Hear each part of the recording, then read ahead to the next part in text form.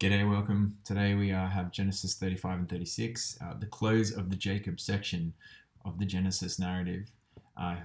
Jacob has been the main character since Genesis chapter 25. So there's a big section, and it comes to a close today. Chapter 36 is about the family of Esau and his descendants. We're not going to spend much time on that today, though I'm sure there is lots of gold to be dug up, as there always is in genealogies. We're going to focus today on Genesis 35, which talks about Jacob going to Bethel and the burial of three separate people. So here we are. Jacob, he is in Shechem, and he hears from God that he should return to Bethel and he should worship there. That is where God first visited Jacob when Jacob was escaping from his murderous brother Esau, all the way back in Genesis chapter 28. So it's been probably 20, 22, 23 years at this point, and Jacob will go back to that place, Bethel, and be spoken to by God there. And knowing that he has this big journey, this kind of pilgrimage ahead of him, he says to his family that they should purify themselves, change their clothes, wash themselves, maybe cut their hair, and he also says that they should get rid of their foreign gods too. Because remember, at this point in the story, Jacob and his family have not necessarily been faithful to the God of Israel alone. Apparently they had foreign gods that they were worshipping, but he wants them to go and get rid of them now. So they bury those foreign gods under a tree at Shechem. And then he explains to his family that they are going to go to Bethel to worship God there, and he tells them that it's because God answered me in the day of my distress and has been with me wherever I have gone. That is what God said he would do for Jacob back in chapter 28. The first time Jacob visited Bethel, God said, I am with you and I will watch over you wherever you go. And I will bring you back to this land. I will not leave you until I have done what I have promised.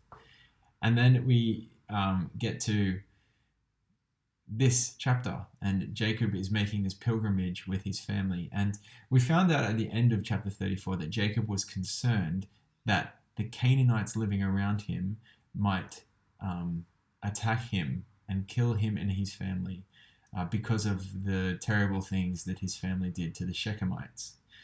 But we find out that as these people, as they move from Shechem to Bethel, the terror of God strikes all the surrounding people. So God continues to be with Jacob and to protect him even at this point in the journey. So they go to Bethel and they worship there. And then we hear about the first of three deaths in this chapter. The first one is Deborah, Rebecca's nurse. Now, interestingly, we didn't ever hear about the death of Rebecca. We presume that she died sometime when Jacob was in Laban's house, but we never heard about it. But we do have the death of her nurse, Rebecca, recorded. Sorry, the death of her nurse, Deborah. Debbie, I guess we could call her. And she's buried under an oak tree. And there they go, and they're in Bethel now, and God reiterates his promise to Jacob. Remarkable to read are the way that these promises are summarized and built on here. So Jacob, remember, he has a new name. He is no longer the deceiver, but he is the one who wrestles with God. He is Israel. And a nation and a community of nations will come from him. Kings will come from his loins. That's a development. We've never heard that before. And the land on which you stand will become your own. And your descendants after you will also have this land. And so there's the reiteration of the promise, which is so important at the end of this act, of this part of the narrative, as we head into the next part of the narrative. And so Jacob, again, he reiterates that this place is Bethel, because Bethel means this is the house of God. So he saw God there 20-something years ago, and now he sees God there again. And he worships, he makes a drink offering, and he pours out oil. And again, when you might think to yourself, wouldn't it be nice here to read, and they all live happily ever after, or something like that, we are saddened that we do not get anything like that. Tragedy strikes again. What happens is Rachel, Jacob's favorite wife, she dies while giving birth to their youngest son, to Benjamin. And once she is buried, we read a very short sentence that you could easily overlook, but which has huge ramifications and casts a long shadow over the whole next section of Genesis.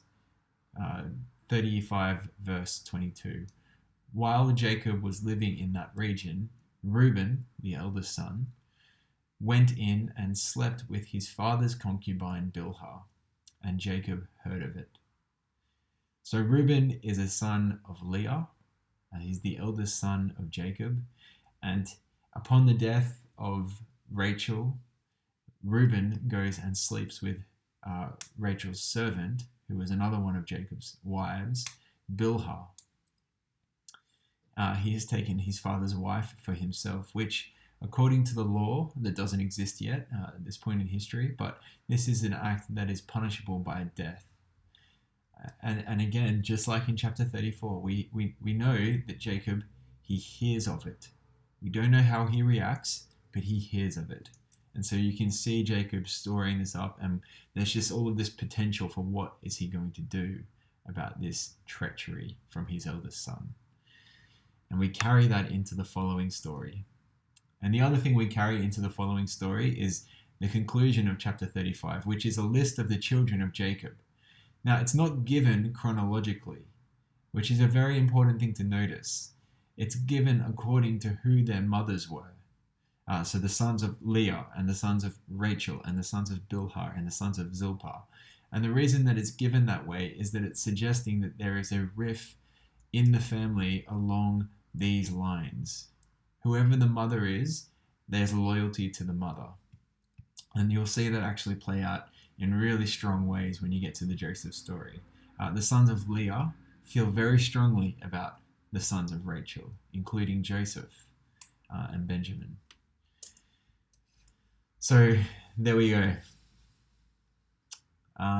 We have some pretty distressing things toward the end of the story, but overall this chapter is a reiteration of God's promise. We read of the death of Isaac, finally, and the burial by his reconciled sons, Jacob and Esau. And Isaac is buried on the plot of land that Abraham bought to bury Sarah. So at the end of this story, we move away from the story of Jacob and we move toward the story of Jacob's children.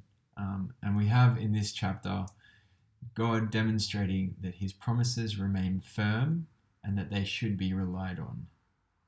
Jacob has lived his whole life from the first visit to Bethel until now under the protection of God. God was firm to his promise. Despite a murderous brother, despite a deceptive uncle, despite living in a foreign land, having angry wives who hate each other, despite treacherous neighbors in the Canaanites and the Hivites more recently, Jacob has remained protected. Jacob also has 12 sons, and the promise that these sons will become tribes and that kings will come from them. Jacob has just buried his father on the only plot of land that belongs to his family in the promised land at Mamre, where Sarah was buried by Abraham, reminding us that there is a promise for land that there is a partial fulfillment of. So God is faithful to his promises. That's how this story will end. God is faithful to his promises. So why not take a moment right now to recognize some of God's faithfulness in your own life and then to give thanks to him in response. See you later.